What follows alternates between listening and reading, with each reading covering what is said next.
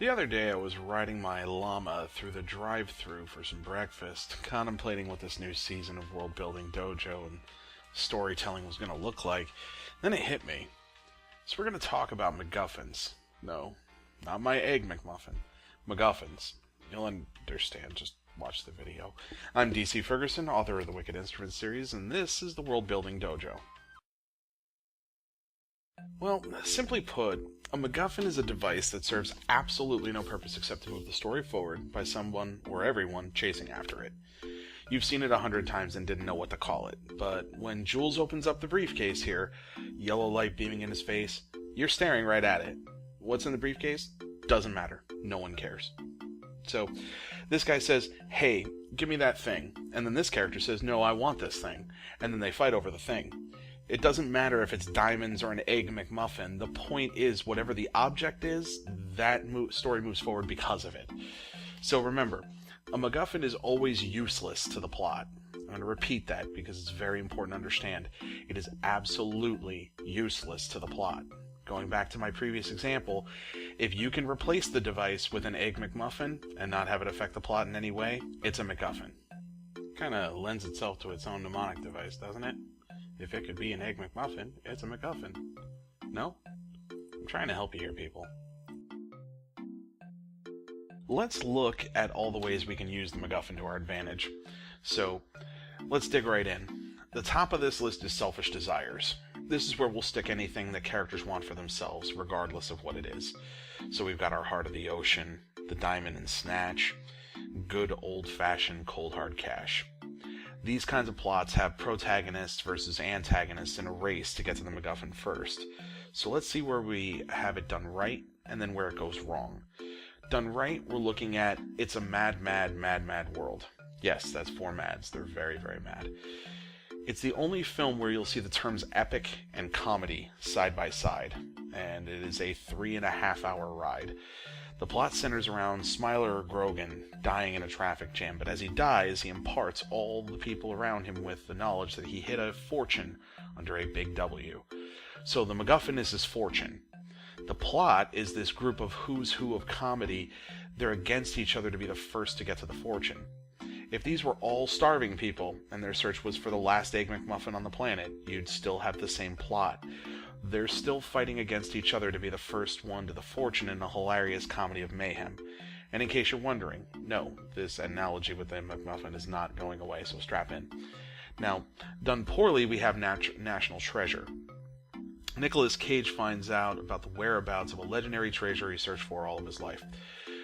The reason this movie fails is because it uses MacGuffins wrapped in mysteries to get to other MacGuffins. See, in order to find the treasure, he has to go through all these codes hidden in one-of-a-kind places. So he steals the Declaration of Independence to get one of these codes, the other one's hidden in a wall. You get the picture. The problem is, his antagonist is always one step right behind him, with half the information he has. He gets one MacGuffin, breaks the code, runs to another state entirely, and his antagonist is heading there too, even though he doesn't have the code to know where the next piece is. It's like a MacGuffin arms race, and it murders the suspension of disbelief. Just too many cooks in the kitchen on this one. Oh boy, if you told me when I woke up this morning that I'd be explaining literary concepts using an Adam Sandler movie as an example, I would have given you a swift lesson in my drunken monkey style and told you to reconsider your life choices. But since this really is a great example, I think I need to reconsider my own life choices. In Happy Gilmore, you can actually boil down the plot to Happy wants to be a hockey player, but he sucks. When his dear grandmother is in danger of losing her house, he turns his roughneck style to golf as a way to win the money to save her home. There's a romantic subplot here, but that's literally the whole plot start to finish. So, in this particular example, the MacGuffin is this money Grandma owes the bank. We don't see it, it's not a character, it has no motive of its own, and it's a device that moves the character through the plot. Happy spends the entire movie chasing after this magic number, with each win getting him closer to the magic number and drawing him closer to the inevitable showdown with his golf rival, Shooter McGavin. See, Happy needs his final victory to get the money, but Shooter needs it because he's been chasing the title for years and it's all he wants in life. So, the MacGuffin forces the showdown between the protagonist and the antagonist, and without the MacGuffin there, they'd never even care about each other at all. Now, again, if they were both starving and the only winner gets the Egg McMuffin, nothing about the events of this movie changes. Although, then they could literally call this movie The Hunger Games. Am I right? Am I right, guys? Selfless desires are the other motivating factor for MacGuffins. The frontier hero's daughter is sick. She needs medicine from a faraway town. Boom. That's it.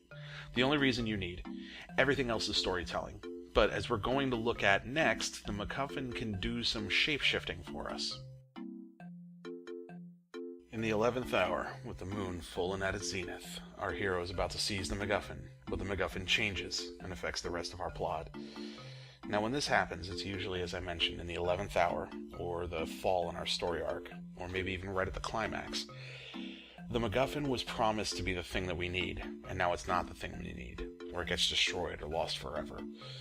Good old Indiana Jones loves to play with the Were-MacGuffin in almost every movie.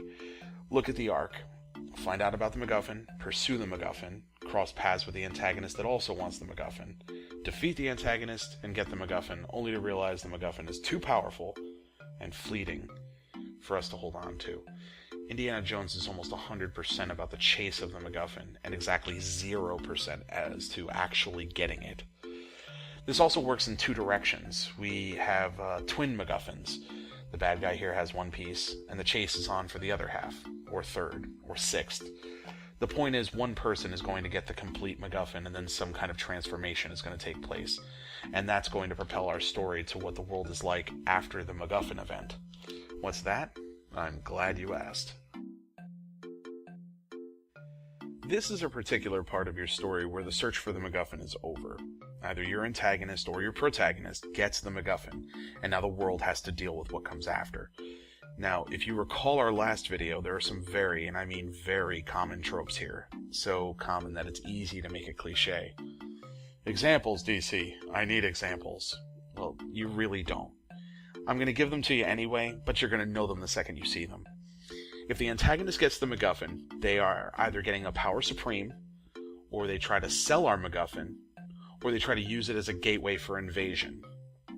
If the protagonist gets it, you can expect that it either gets stolen by the antagonist, it's too powerful to keep, or they don't realize they had it the whole time. Then, of course, there's the moment where the protagonist and the antagonist meet at the MacGuffin at the same time. This can be at the end of the story, the beginning, or smack dab in the middle, but the point is that we're going to fight for it. The lesson here is that you need to be very, very careful with this one, because it's easy for this to become cliche. Now, we have our mnemonic device, and yes, I'm making this a thing. If it could be an Egg McMuffin, you've got a MacGuffin. That tells you how to equate it. Now I'm going to tell you to be clear about what it isn't, because otherwise you end up with a lot of what-ifs. So, let's talk about this bolt of lightning in Back to the Future. We're chasing after it, the antagonist is in our way of it, and you could make the argument that a powerful Egg McMuffin could fuel the flux capacitor, but it is not a MacGuffin. The bolt of lightning sends Marty back to the future. It accomplishes something. More than that, it's a scientific something. Marty has to use the lightning in lieu of a nuclear reaction, and a bolt of lightning is the only thing that can generate the energy required in 1955, so without it, the plans of our hero do not move forward. It is directly relevant to the plot. This is not a MacGuffin. Remember, it's only a MacGuffin if it doesn't matter to the plot at all. Now, I'm going to test you. Mission Impossible 1 here. Ethan Hunt is chasing after the knock list, a secret list of every hidden operative in the world and their location. In order to bring the buyer for this list into the light, he steals the knock list himself and offers it to the buyer as a rogue agent. Now, if you guess that this is a MacGuffin, you are correct. But, you want to know how easy it would be not for this to be a MacGuffin? If Ethan's motivation for getting the knock list was because his name is on it, that's it. That's really it. If Ethan's name is on this knock list and he wanted to stop whoever the buyer was because he was protecting his family or his friends, this stops being a MacGuffin and actually becomes plot relevant. That little change makes a world of difference. But yeah, as it stands, the list could be a shopping list to build an Egg McMuffin as far as the plot is concerned, so it's a MacGuffin. So, here we have the Keymaster in The Matrix Reloaded. If you watched my last video, you already know this is an example of a MacGuffin done wrong.